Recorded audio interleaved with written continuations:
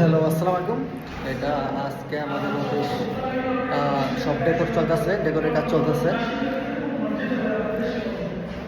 আপনাদের দেখাচ্ছি।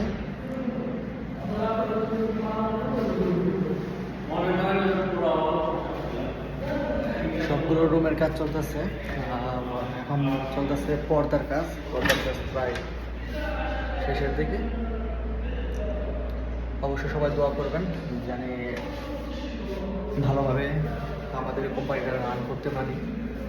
আমাদের মূলত সৈয়দের বিজনেস সলিউশন নিয়ে আমরা কাজ করবো। এটা আরেকটা রুম।